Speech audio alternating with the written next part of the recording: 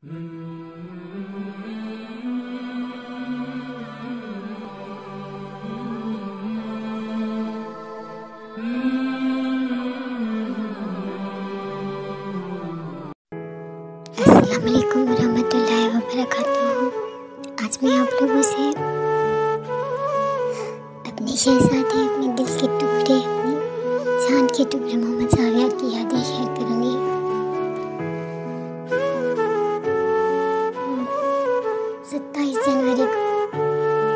27 जनवरी को सुबह के शाम के 4 बजे मुझे अल्लाह ताला ने एक शहज़ादे बेटे से नवाजा। गोलू सा क्यूट सा शहज़ादा अल्लाह ने मुझे 7 साल बाद दिया था। बहुत खुश थी, लेकिन सी सेक्शन की वजह से जो मुझे एनेस्थीसिया दिया था, उस एनेस्थीसिया ने मेरे दिमाग पर इतना असर किया था कि मुझे कोई होश ही नहीं था। मैंने सही तरह से उसे देखा भी नहीं था, क्योंकि मुझे शुगर था तो, और जैसे ही मेरा बेबी हुआ था तो वो रोया नहीं था। इसलिए जो डॉक्टर है उन्होंने फ़ौरन से मेरे बेबी को नर्सरी में भेज दिया। उसके बाद मुझे रात के 8 बजे होश आया। तब मेरी आँख खुलती ही मैंने पहले ज़ावियार का पूछा, और मतलब मुझे जैसे ही पता लगा था मुझे प्रेगनेंसी है, मैंने ये नाम सेलेक्ट किया था ज़ावियार। मुझे बड़ा पसंद था ये नाम। मैंने कहा था अल्लाह ने मुझे अगर बेटा दिया तो मैं उसको मोहम्मद ज़ावियार नाम रखूँगी। और जब मेरा ज़ावियार पहली बार मेरी गोद में बहुत ज़्यादा खुश थी। मुझे उम्मीद नहीं थी उसके बचने की, क्योंकि मेरी तबीयत बहुत ज़्यादा ख़राब थी।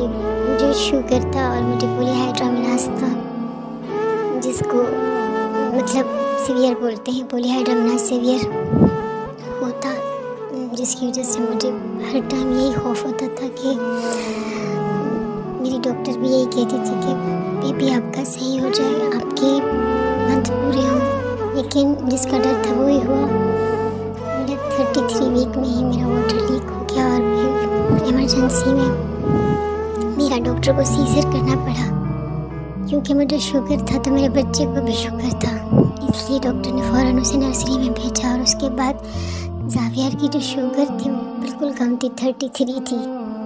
तो मुझे डॉक्टर बार बार यही बोल रही थी कि अपने बच्चे को दूध पिलाओ और उसकी ज़िंदगी दूध, उसे 2 घूंट सिर्फ दूध के दो। पर ज़ावियार बिल्कुल भी रिएक्ट नहीं कर रहा था, ना वो दूध पी रहा था, ना ही मैं बैठ पा रही थी, क्योंकि ये मेरा पहला ऑपरेशन था। मेरा पहले कभी कोई ऑपरेशन नहीं हुआ था। मुझे कोई अंदाज़ा नहीं था कि ऑपरेशन में इतनी तकलीफ़ें होती हैं या कुछ भी। मैंने ज़ावियार को दूध दिया, लेकिन ज़ावियार ने नहीं लिया। फिर मेरे साथ मेरी दोस्त थी, उसकी भी डिलीवरी मेरे साथ हुई थी। फिर उसने ज़ावियार को थोड़ा सा दूध दिया और शुक्र है ज़ावियार रिकवर हो गया। उसके बाद डॉक्टर ने कहा कि जब तक माँ ठीक नहीं होती बच्चे को डब्बे का ही दूध दें। फिर डब्बे का दूध मंगवाया और वो थोड़ा थोड़ा हम ज़ावियार को देते थे। 3 दिन बाद डॉक्टर ने मुझे डिस्चार्ज किया। उसी दौरान भी ज़ावियार बिल्कुल कम, नर्सरी वालों ने बस ज़ावियार को 24 घंटे रखा था। उसके बाद उन्होंने हमें ज़ावियार वापस कर दिया।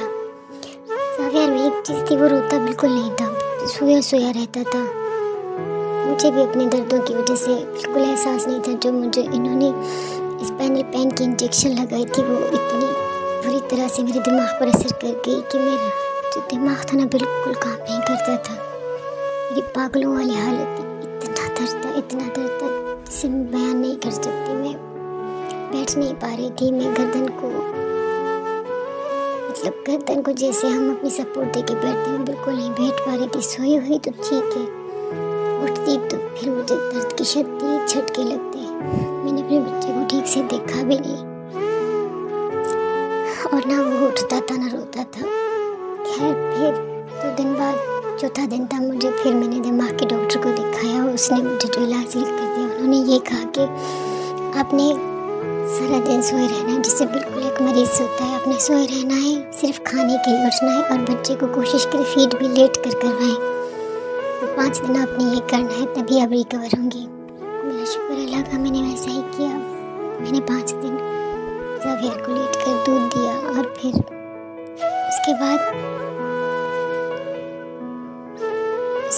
ज़ावियार बिल्कुल भी नहीं रोता था, वो सारा दिन सोया सोया रहता था। मतलब मैं कहती थी, मैं अपनी सास से कहती थी कि अम्मी देखिए आप, मेरा बच्चा बिल्कुल नहीं रोता, दूध तो बिल्कुल भी नहीं पीता। जो मेरा इससे ज़ावियर से पहले बेबी था वो भी मतलब मुझे 35 वीक में पैदा हुआ था, वो बहुत वीक था, बहुत वीक।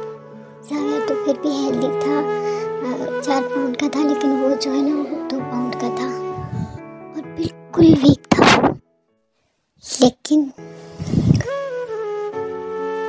जब मैं थोड़ी रिकवर हुई तो फिर तब 10 दिन हो चुके थे ज़ावियर को ना, मेरी तबीयत भी थोड़ी रिकवर हो चुकी थी, लेकिन फिर भी ना ज़ावियर बिल्कुल रिएक्ट नहीं करता था, दूध भी नहीं पीता था। लेकिन मुझे डॉक्टर ने बोला कि कुछ भी करके आपने ना इसको दूध देना है। तो मैं ज़ावियर को ज़बरदस्ती उठाती और थोड़ा सा दूध दे के सुला दिया करती थी।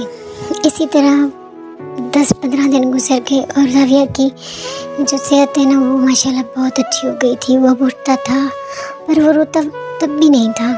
मैंने बहुत बार अम्मी को बोला कि अम्मी ज़ावियर देखिए रोता नहीं है, बिल्कुल नहीं रोता था, बिल्कुल दबी हुई आवाज़ में सिर्फ ऊ ऐसे करता था। खैर मतलब वो वैसे बिल्कुल सही था, ना उसे बुखार था, ना उसे ज़ुकाम था, ना उसे कोई पेट खराब, कुछ भी नहीं था।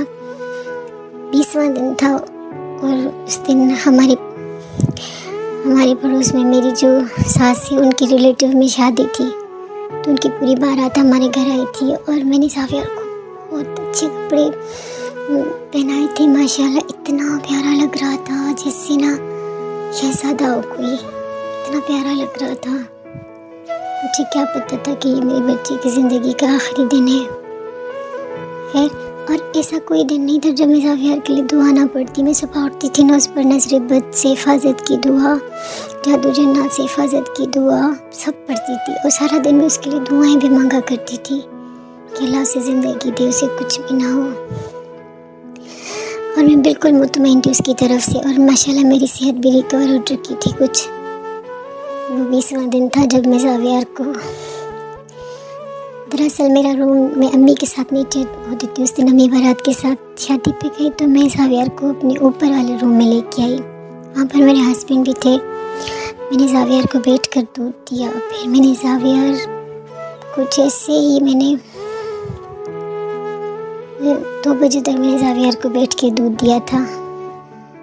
जब दर्द बहुत ज़्यादा होता था फिर मैं लेट के देती थी ज़ावियर को, और मैं 20 दिन से मुसलसल उसको सो कर ही दूध दे रही थी, क्योंकि मैंने आपको बताया ना पहले मुझे एनेस्थीसिया का मसला था, वो मेरे दिमाग पर असर कर गया था। उसके बाद जो ऑपरेशन हुआ था उसमें जो दर्द था, मेरी कमर में इतना दर्द था मैं बैठ भी नहीं पाती थी। उस दिन भी 2 बजे तक मैंने ज़ावियर को बैठ कर दूध दिया। उसके बाद मैं सो गई। ज़ावियर की रूटीन थी, वो रात को 4 बजे उठता था। उस रात भी वो उठा, मैंने उसको लेट कर वहाँ पर ही फीड करवाया। वो जो उसको मैंने लेट कर फीड करवाया ना, वो वहाँ पर उसका लास्ट वाला फीड था। उसी में ही उसकी जान चली गई, मुझे पता नहीं चला क्योंकि वो सोया हुआ था। सुबह को जब मैं 8 बजे उठी ना, वो उठा ना मैं उठी। सुबह को जब मैं 8 बजे उठी और देखा तो ज़ावियर बिल्कुल बेसुध पड़ा हुआ था। मुझे लगा जैसे सोता है वो सो रहा है। जब मैंने उसे खोला तो बिल्कुल वो रिएक्ट नहीं कर रहा था। फिर मैंने अपने हस्बैंड को बताया, वो फ़ौरन से उसको डॉक्टर के पास ले गए, लेकिन डॉक्टर ने बोला कि वो एक्सपायर हो चुका है। वो दिन और आज का दिन मैं इस सदमे से निकल नहीं पा रही, मैं समझ नहीं पा रही उसके साथ क्या हुआ था। उसकी नाक पर थोड़ा सा ब्लड लगा हुआ था और उसने जो टोपी पहनी हुई थी उस पर थोड़ा सा ब्लड लगा हुआ था, बाकी सब कुछ बिल्कुल साफ था। और उसकी टांगों पर ब्लैक कलर के निशान थे और उसके मुंह पर भी जैसे उंगलियां सी बनी हो, किसी बच्चे की जैसे कोई चमाट मारी ऐसी उंगलियां बनी हुई थी उसके मुंह पर। और उसका पीठ इतना फूला हुआ था जिससे गुब्बारे को फुला दे। अब सब में से कमेंट मुझे कोई ज़रूर पता है, अगर किसी के साथ ये वाक़या पेश हुआ है, अल्लाह ना करे, मुझे ज़रूर पता है। क्या किसी बच्चे के साथ कभी ऐसा हुआ है? आपने कभी सुना है कि किसी बच्चे की इस वजह से डेथ हुई हो कि उसका दूध हजम ना हुआ हो? मैंने तो पहली बार सुना था। मैं तो अपने सब बच्चों को दूध देती थी लेट कर, लेकिन अब मुझे पता चला, डॉक्टर ने बोला कि उसको प्रीमेच्योर बेबी था और उसमें वो सलाहियत नहीं थी जो हम बच्चों में होती है।